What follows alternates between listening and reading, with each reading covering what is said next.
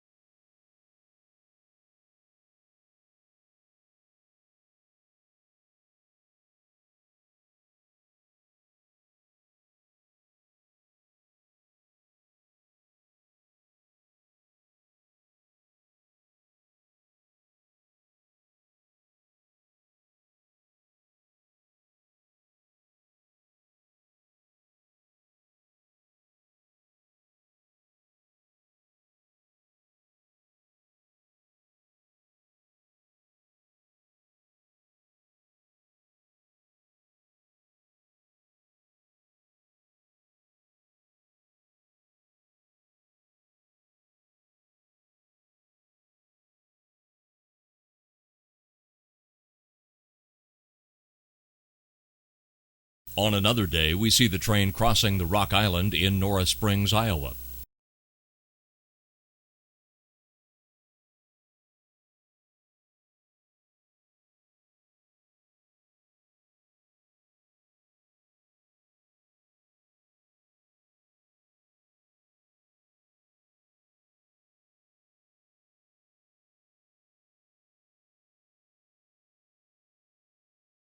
The train now enters the yard in Mason City.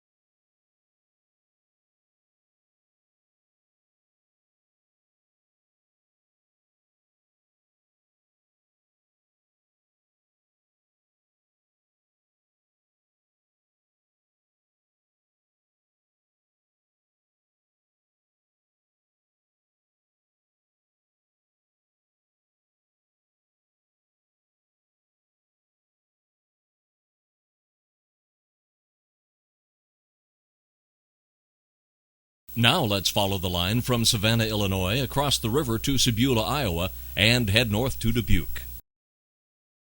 In Savanna, a Burlington Northern train is crossing the Milwaukee on a diamond just west of the Milwaukee yard.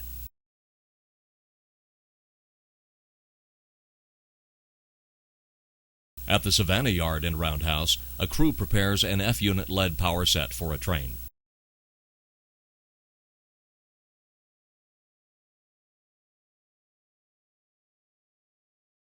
Across the river in Sabulla, Iowa, an eastbound freight from Kansas City crosses the Mississippi River.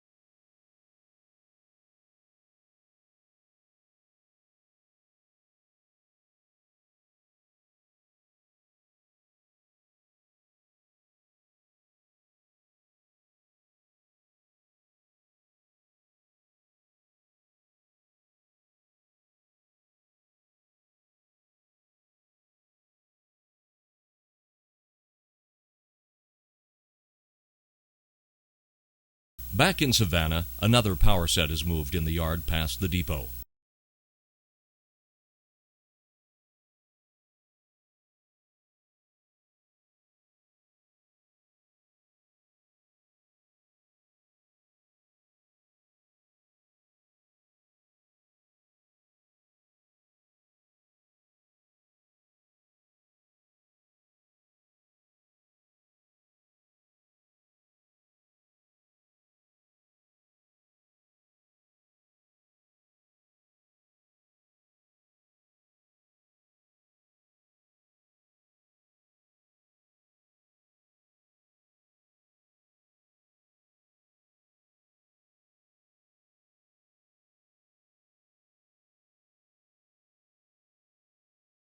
This yard switch job is cutting a set of auto racks and is powered by a Fairbanks Morris locomotive.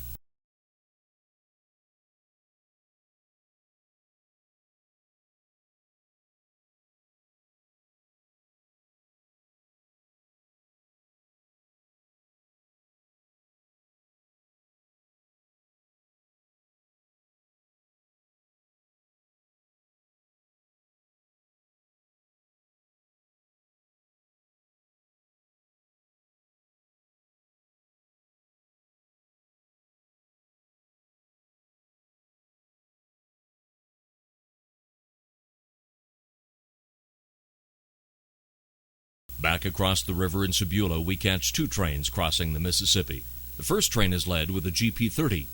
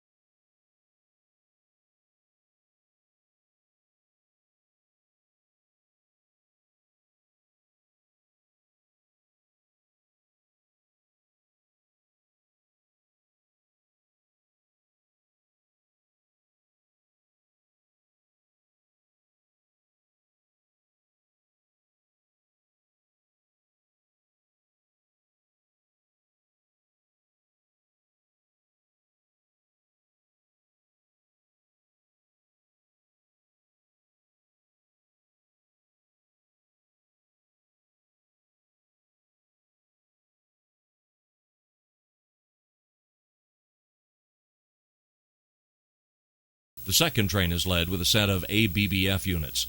We will follow this train north on the river line up to Dubuque.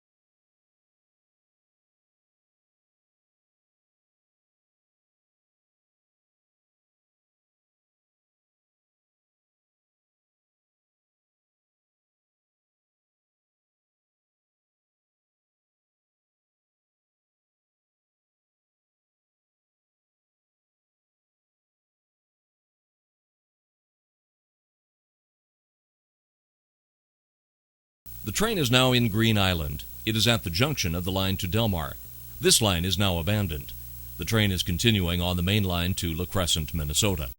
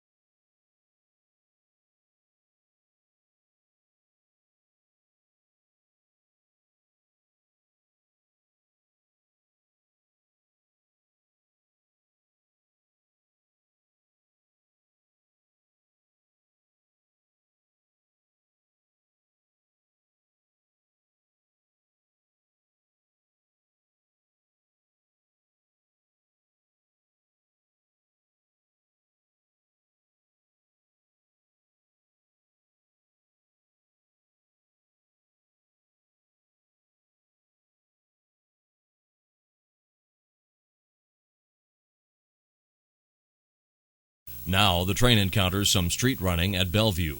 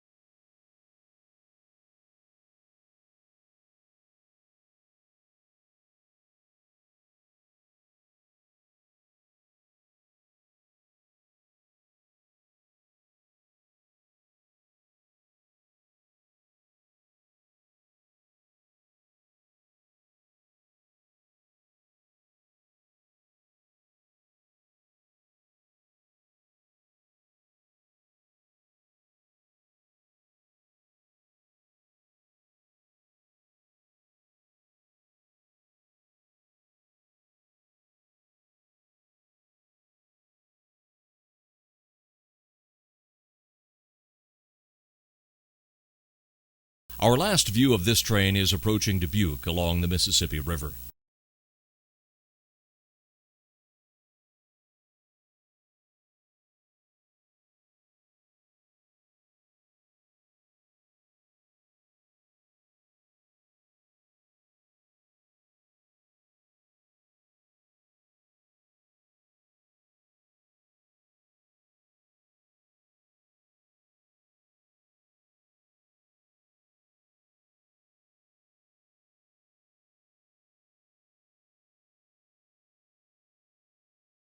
Moving to the river town of Marquette, Iowa, we set up west of town to view a train coming in from Mason City on the Mason City Line. Our first shot is of an F-unit led train eastbound at Postville, Iowa.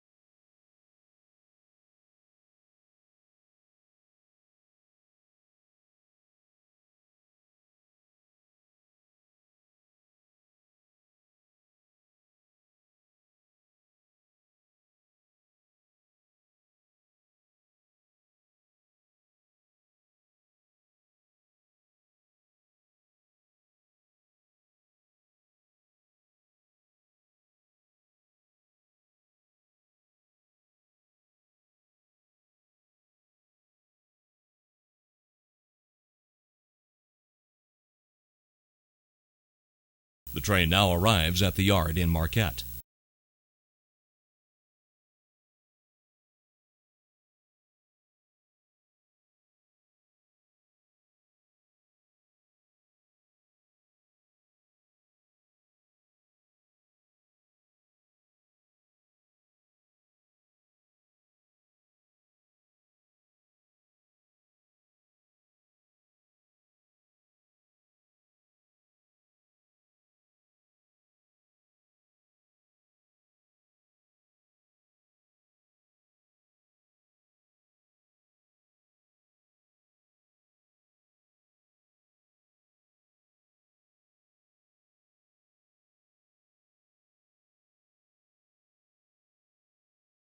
The power has now been cut off the train and will tie up for the day.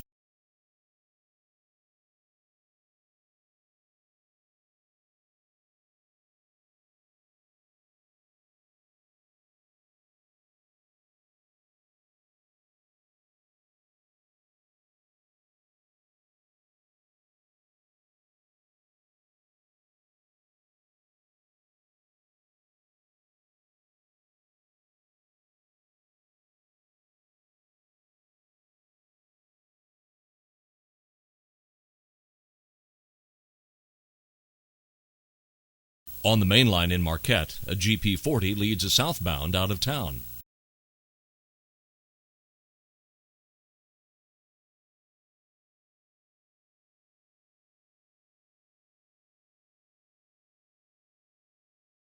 The 2015 is now meeting a northbound F-unit led train at McGregor.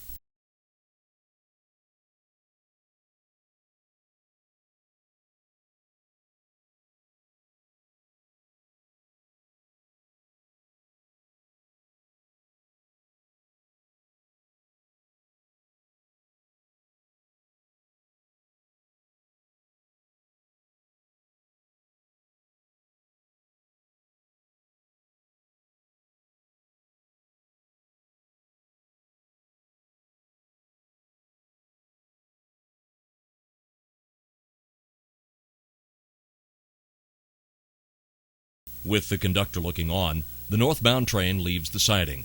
We will follow this train to Lansing.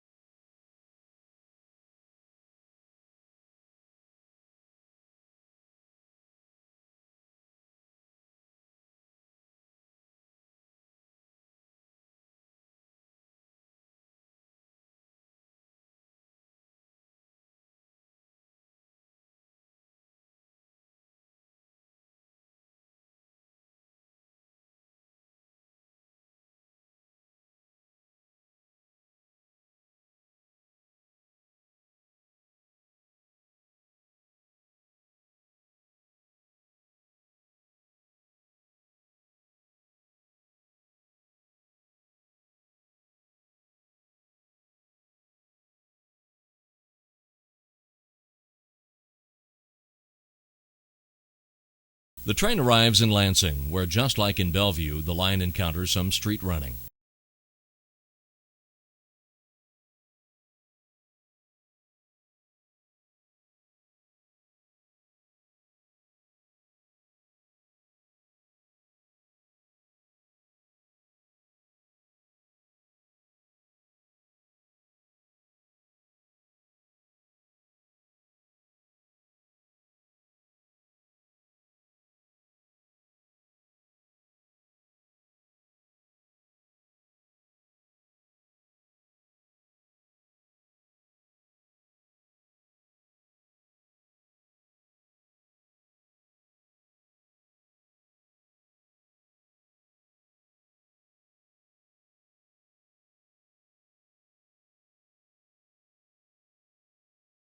As the train continues north, we follow it a few more times as it approaches the Minnesota border.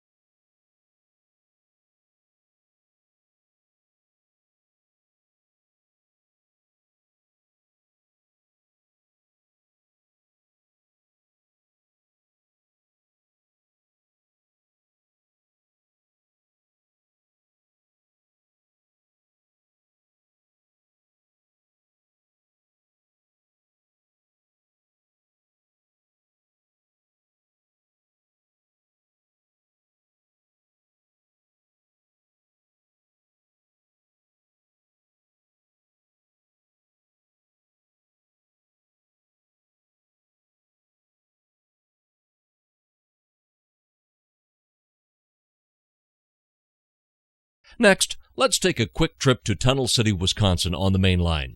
It is here that the tracks head through a long tunnel west of Ottumwa.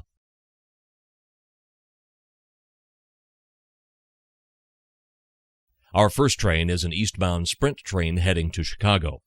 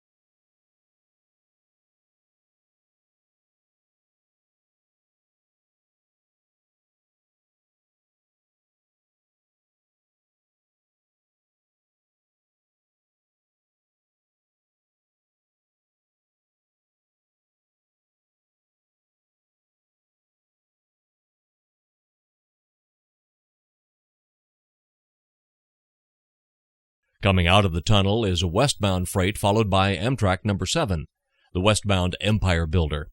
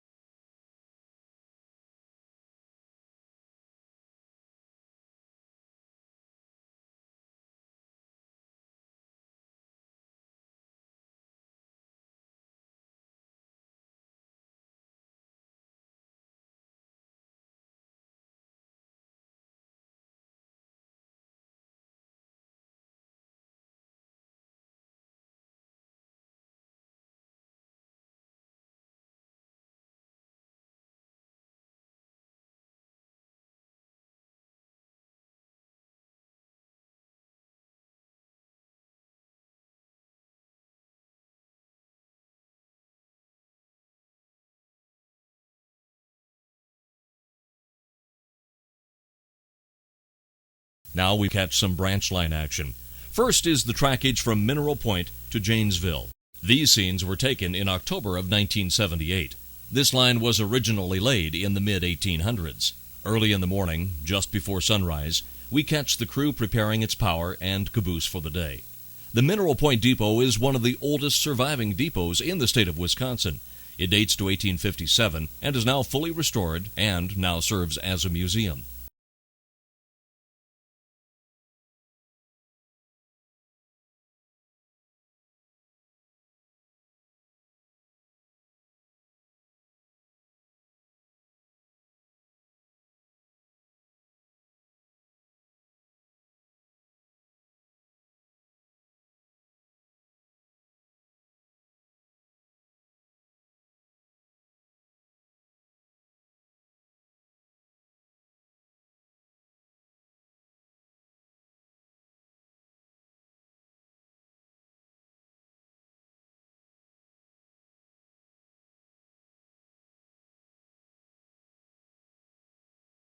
Now on its way out of town, the locomotive and caboose head to Calamine for a pickup. Today's train is led with an SD9.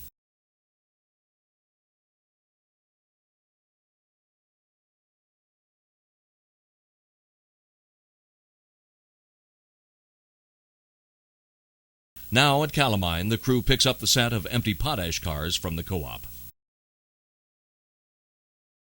From Calamine, Fred captures views from the cab of the SD9 as it heads to Darlington.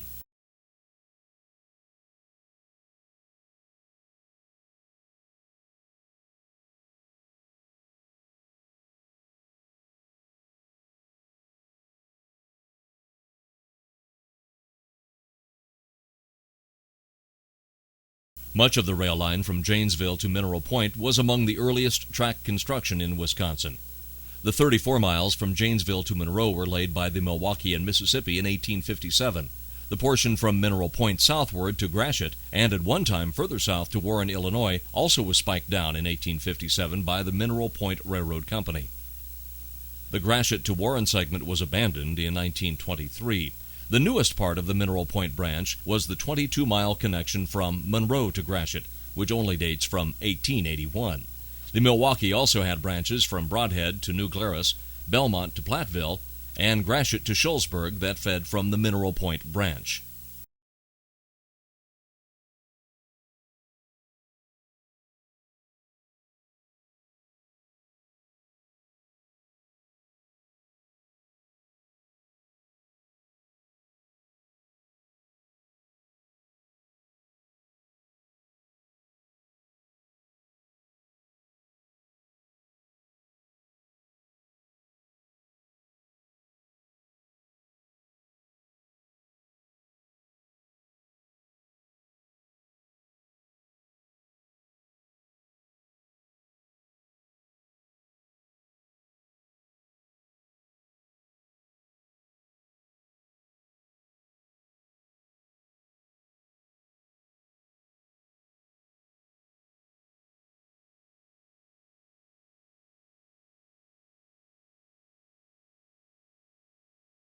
Back on the ground, we see the crew picking up more potash empties in Darlington from Lafayette Co-op.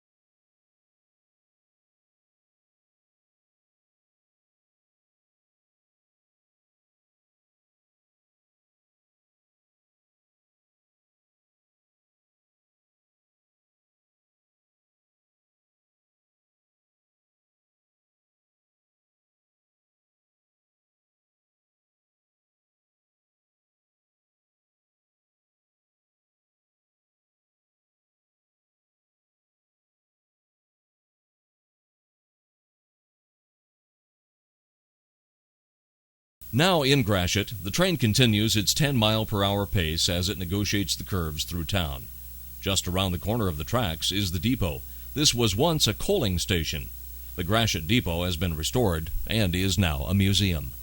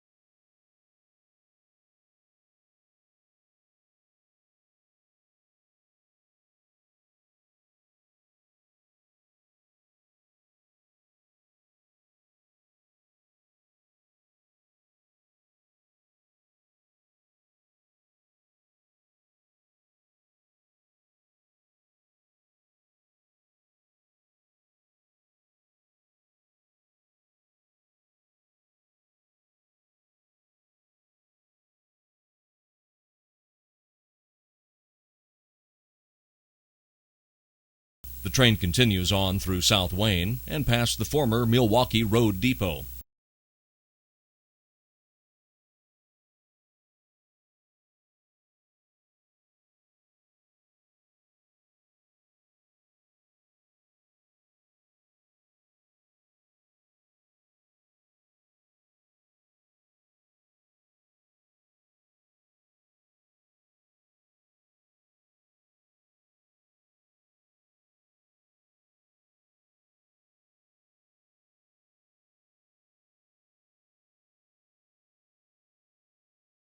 The crew cautiously negotiates the train over the Pecatonica River.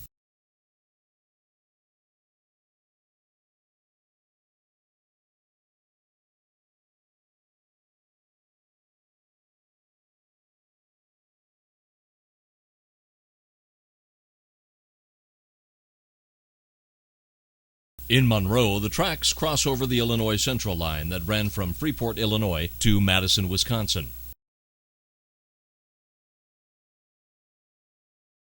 In Brodhead, a Trans Am that was parked a little too far onto the tracks inconveniences the crew across from the Milwaukee Road Depot. This depot has also been restored and is now a museum.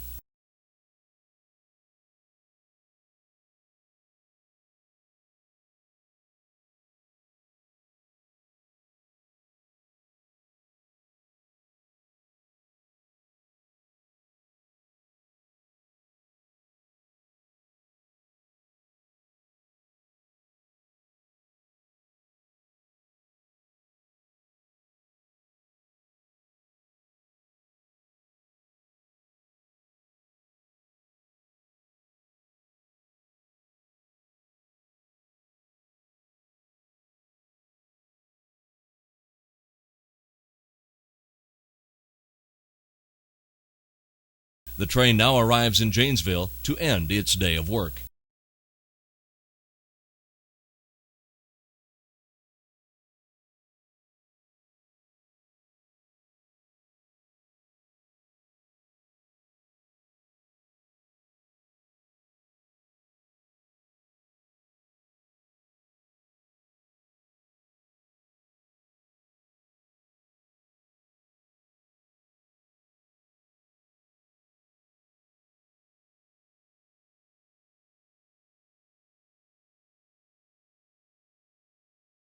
The Milwaukee Road's 34.5-mile branch between Sparta and Viroqua was laid in 1879 and operated until the Milwaukee Road abandoned the line in 1980. This line was amongst the most picturesque in the state. In Sparta, Milwaukee Road SD10 number 555 arrives. It started earlier in the day in the Milwaukee Yard at La Crosse, Wisconsin as train number 470. Here, we see it switching in Sparta and making up the Viroqua branch train.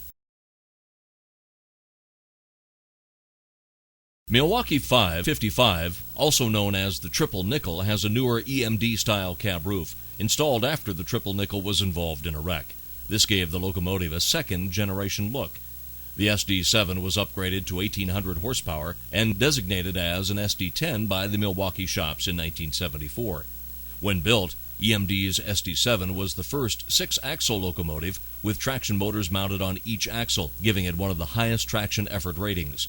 This engine wound up on the Dakota, Minnesota and Eastern after the Soo Line and Milwaukee Road merger. In 2008, the locomotive was sitting in Indiana on the Indiana Railroad and was out of commission.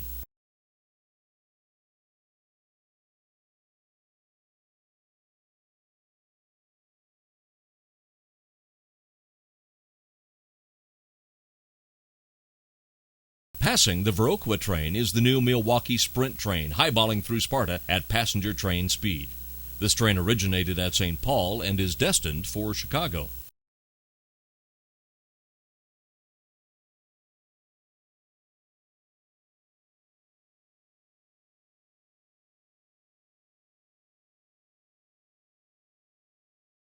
We see Milwaukee MP15AC number 465 entering Sparta from the east with a handful of cars and a caboose.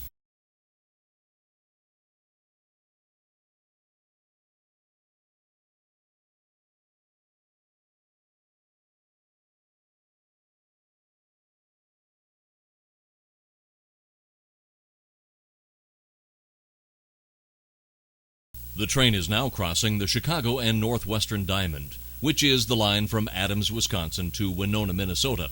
At this time, the track was not being operated by the CNNW due to a tunnel collapse at Tunnel City, Wisconsin.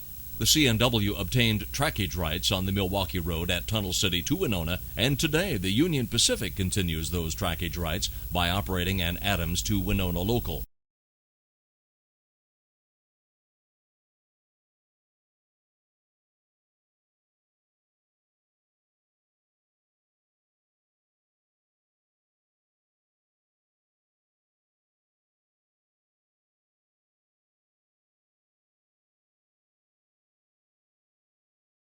South of Sparta, the Milwaukee-Viroqua Patrol is starting its journey to Viroqua.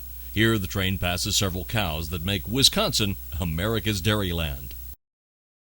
The fragile track, portions of which were laid with 56-pound rail, was suited for light six-axle locomotives. After steam left the branch in 1955, the Milwaukee operated Alco RS units on the line. The Alcos operated until the mid-1970s, which gave way to SDL 39s and SD 10s. The last Milwaukee Road train ran in February 1980. In March 1980, a new short line operator, Chicago Madison and Northern, operated the line until August 1981, and due to poor track conditions and numerous derailments, the CM&N ceased operations. Unfortunately, this line would have survived, would it not have been for the terrible track conditions. The CMN had numerous new businesses ready to ship by rail along with the existing customers the Milwaukee Road served. This line was mostly inbound freight moves and was a heavily used agricultural branch line. There were several fertilizer plants located on this line, as well as feed mills. Howard Johnson Enterprises was a large fertilizer dealer in Viroqua that received hundreds of inbound fertilizer cars each year.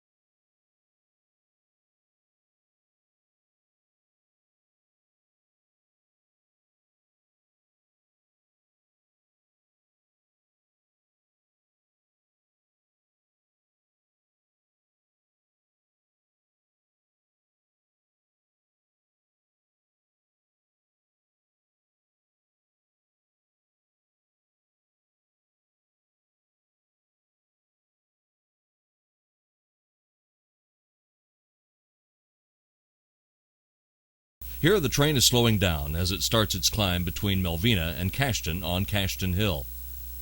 The constant climb reached mountainous proportions north of Cashton, with a grade exceeding 2.5%.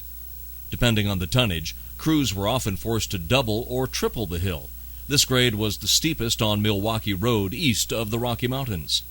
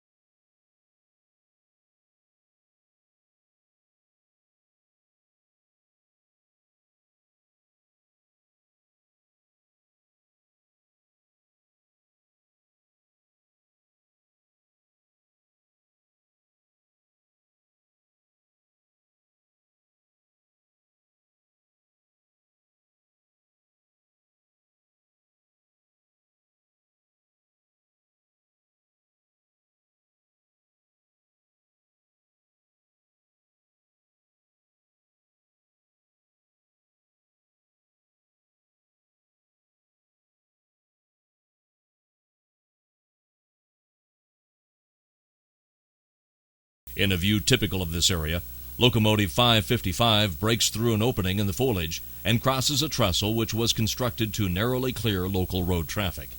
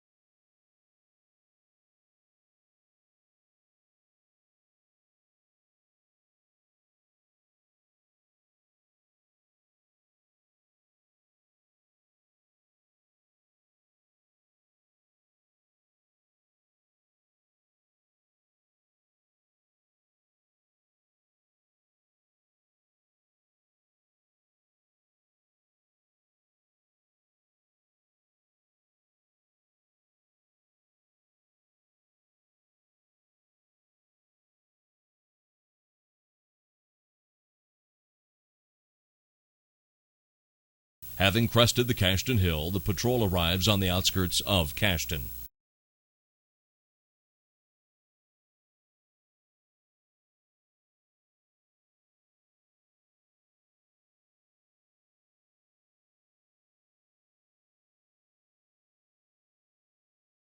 Here we show the patrol arriving in Cashton by the Standard Oil bulk tanks. The depot is on the left side by the Cashton Co-op elevator. An Amish buggy is tied up by the depot. There is a large presence of Amish farmers in the Cashton area. In the early 1970s, the Amish would receive carloads of organic fertilizer for their farms by the Milwaukee Road.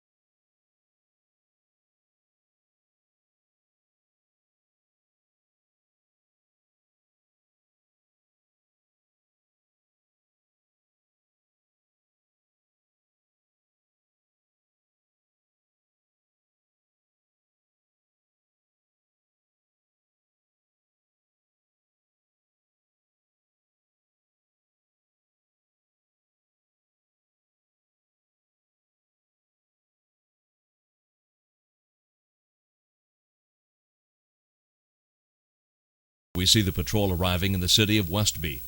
Just north of Westby was a junction point called Westby Junction. This was at one time a Milwaukee branch that ran 16.5 miles to Coon Valley and Chaseburg. This was former La Crosse and Southeastern track that at one time ran from La Crosse to Viroqua. The line was abandoned between Coon Valley and Chaseburg in 1965, and the Westby Junction to Coon Valley portion was abandoned in 1971.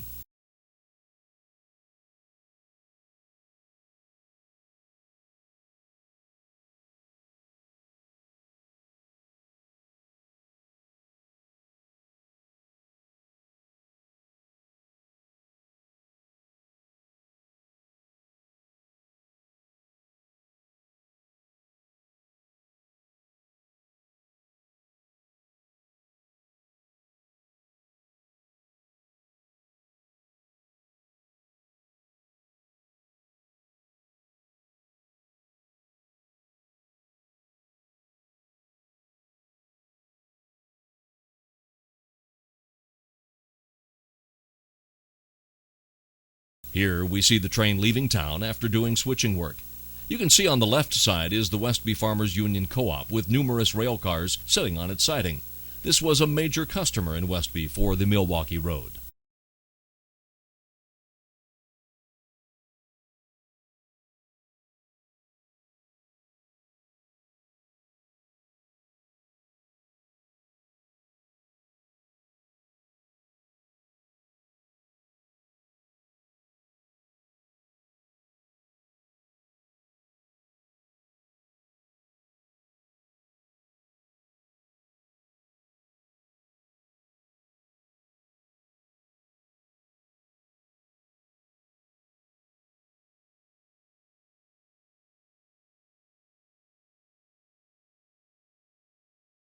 The warm harvest colors of autumn surround the patrol as it nears Viroqua, Wisconsin.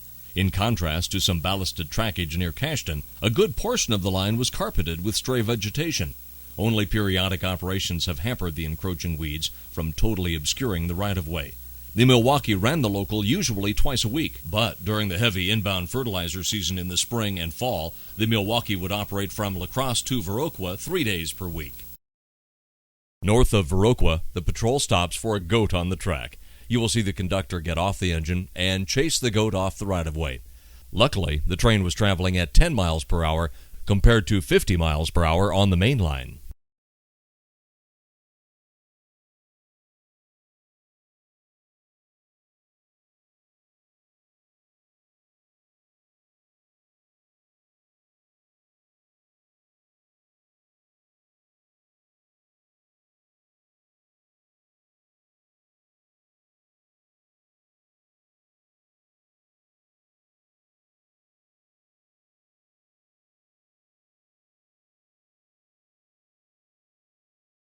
The train is entering Viroqua.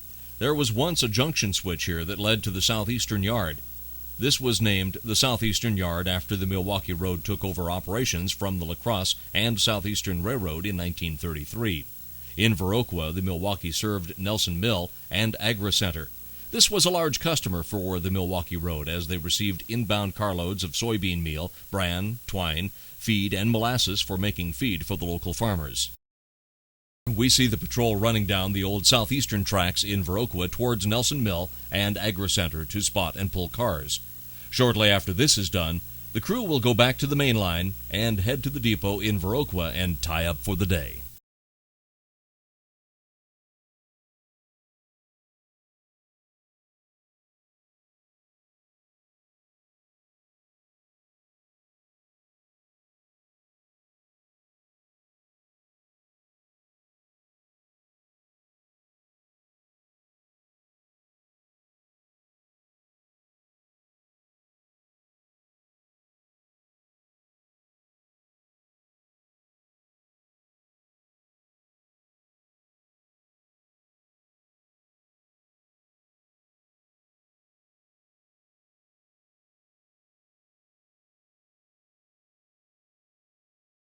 We hope you enjoyed our look back at the Milwaukee Road in the Midwest.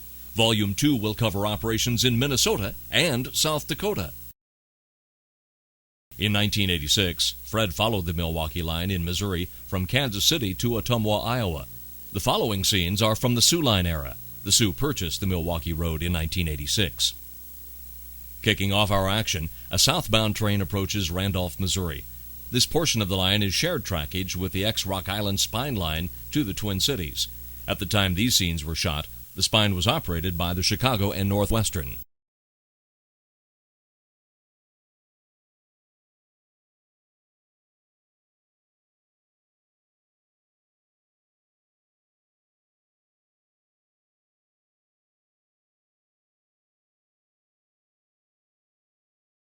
Light power heads northbound at Randolph.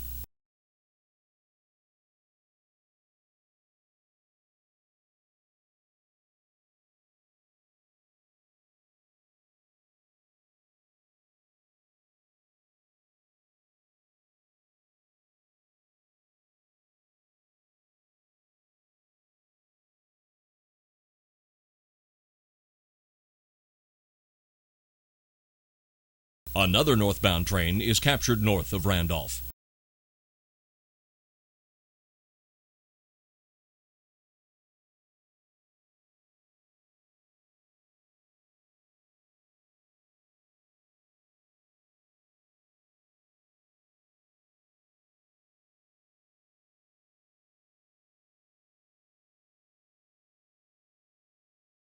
Next, the train crosses a highway bridge, clearly marking the ex-owner of the line.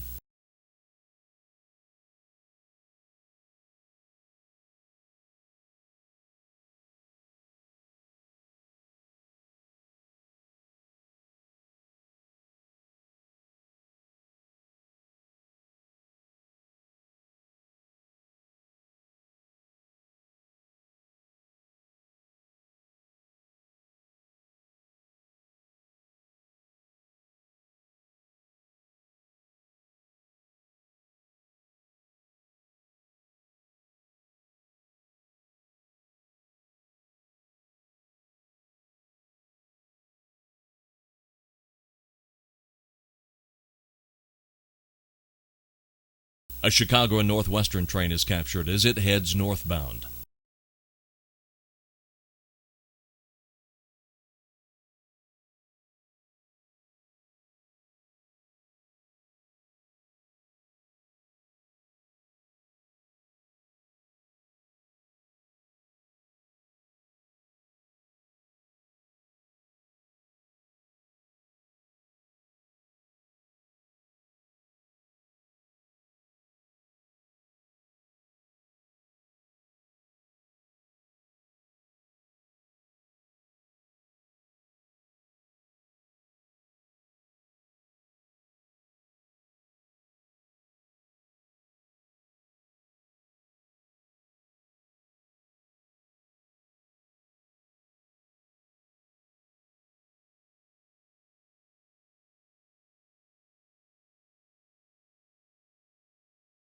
Evidence of the new ownership of the Milwaukee is obvious on this northbound train.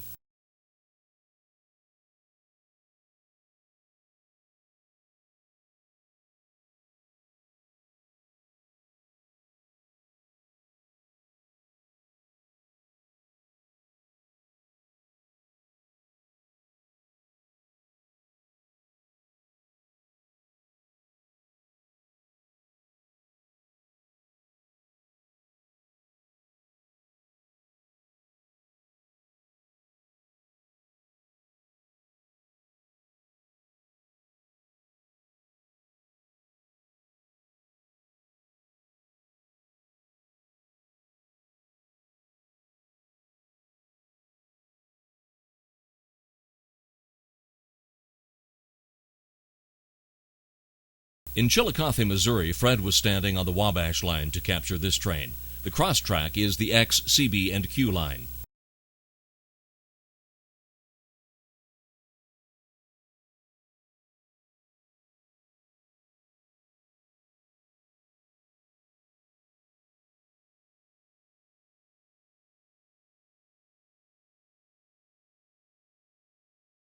Continuing on, we follow the line northward to Iowa.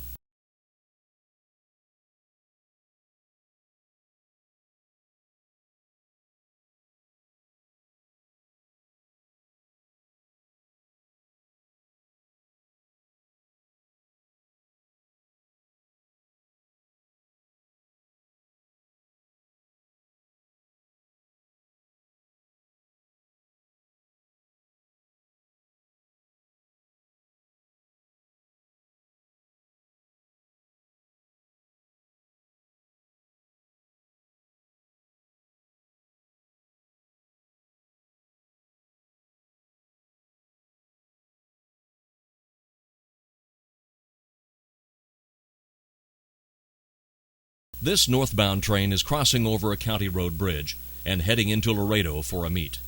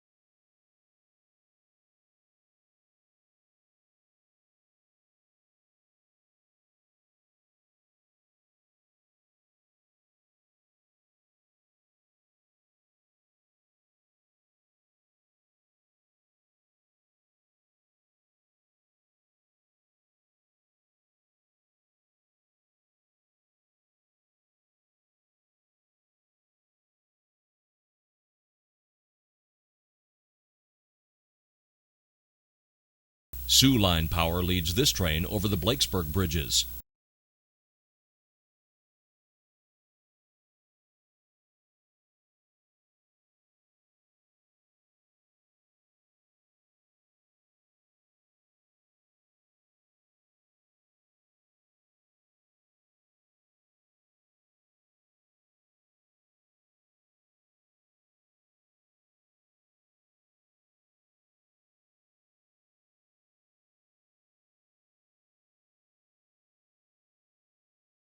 Soon after, a northbound train encounters the bridges.